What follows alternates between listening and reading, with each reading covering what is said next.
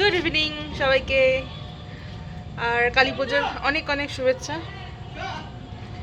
কালী পুজো আর দীপাবলির অনেক অনেক শুভেচ্ছা। তো আমি এখন রেডি হয়ে গেছি ঠাকুর দেখতে যাব বলে। এটা হচ্ছে আমাদের বাড়ির সামনের মন্দির, কালী মন্দির। তো এখানেও মানে কালী মন্দির অ্যাকচুয়ালি কালী ঠাকুরটা আমাদের এখানে হচ্ছে শিলামূর্তি। তো এখানে ওই জন্য আলাদা করে মূর্তি আনা হয় আর পুজোও হয়। শিলামূর্তি বলতে নর্মাল যেরকম পাথর হয় ওরকম।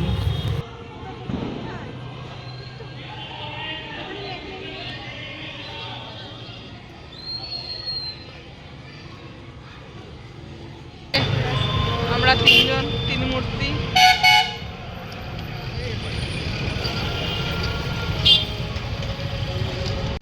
তো এটা হচ্ছে আমাদের বাড়ির সামনে শনি মহারাজের মন্দির। তো শুধু শনি মহারাজের মন্দির না, এখানে কালী মন্দির, হনুমানজি, মহাদেব সবাই আছেন। তো ওই জন্য এখানেও সাজানো হয়েছে। আর আমি এখানে প্রত্যেক শনিবারই পুজো দিতে আসি, বাট বিগত কয়েক সপ্তাহ ধরে চলছে, আমি পুজো দিতেই পারছি না। তো আমরা এখন যাব আমাদের বাড়ির আশেপাশে ঠাকুরগুলো দেখতে। আর এই যেই মন্দিরটা প্রথমে দেখিয়েছিলাম আমার বাড়ির সামনে, এটা সেই মন্দিরেরই প্যান্ডেল বাইরের দিকে। তো আমরা এখন যাব ট্রাফিকের দিকে ঠাকুর দেখতে। আর এই হচ্ছে আমাদের বাড়ির সামনে গুরুদুয়ারা, তার পাশে হোটেল।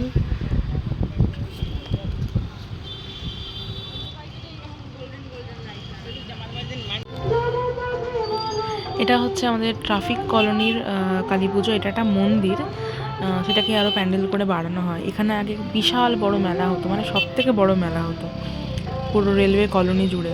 বাট মানে কোনো একটা কারণে সেটা বন্ধ হয়ে যায়, কোনো একটা ঝামেলার কারণে। তারপরে আর কোনোদিনও হয়নি।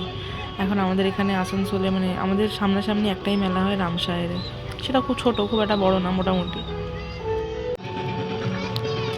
এই মা কালীর পাশে 2 ডাকিনী যোগিনী থাকে।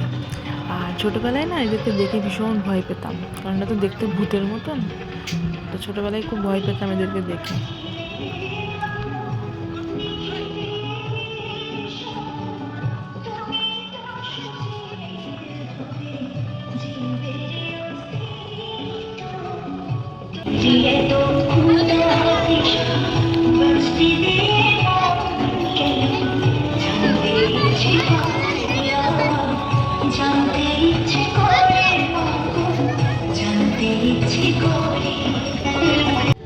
অনেক জায়গাতেই দেখছি বেশ সুন্দর স্টেজ করেছে গানের জন্য।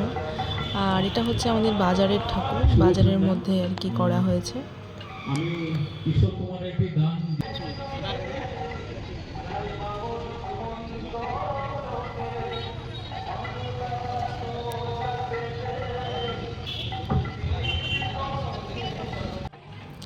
এটা তারই পাশের একটা রাস্তা দিয়ে ডেভি কোম্পানিতে, মানে ডেভি কোম্পানির রাস্তা দিয়ে, সেখানে একটা ছোটোখাটো পাড়ার পুজো।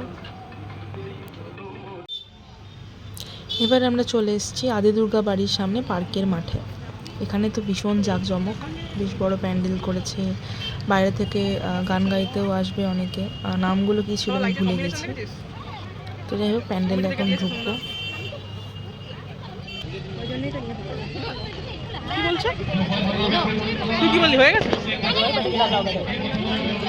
একে তো গাছগুলো সবুজ, প্যান্ডেলটাও সবুজ, কিছু বোঝা যাচ্ছে?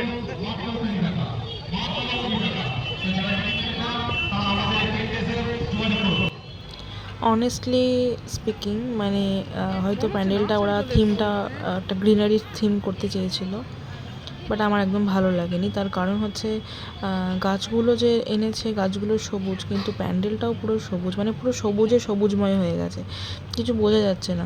এই যে মা কালীর যে ইয়েটা, মানে যে মূর্তির যে পাশে যেইটা আর কি, তো ওইটাও তাই, মানে সবই গ্রিন। এগুলো একটু অন্য কালার হলে আমার মনে হয় কালারটা আরও বেশি এনহ্যান্স করতো, আরও বেশি খুলতো। কারণ এই গাছগুলো বোঝাই যাচ্ছে না কী গাছ বা কী কালার, সব মিশে গেছে। ঠাকুর দেখে এখন আমি আর দিদি বেরিয়েছি কিছু খেতে।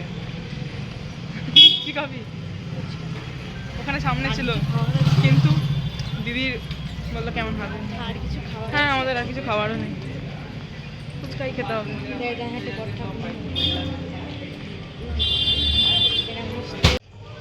আমাদের ঠাকুর দেখা হয়ে গেছে। হঠাৎ করে মাকে হারিয়ে ফেলেছি আর মায়ের ফোনটা হয়ে গেছে আমার কাছে। সো মায়ের সাথে কন্ট্যাক্ট করতে পারছি না। মায়ের সাথে মায়ের যে বন্ধু আছে তার ফোন সুইচ অফ। এবার জানি না, মা যদি বাড়ি আসে ভালো, মানে মা বুঝবে, বা যদি বুদ্ধি করে আমার মায়ের নাম্বারে কল করে তাহলে ভালো। একদিন নাইট ডিউটি আছে। সো এখন অলরেডি বাজছে 9:25। আমরা চলে এসেছি আমাদের পাড়ায়। তো আমরা অলরেডি বাড়ির কাছে চলে এসেছি, এবার বাড়ি ঢুকবো। সবাইকে গুড নাইট।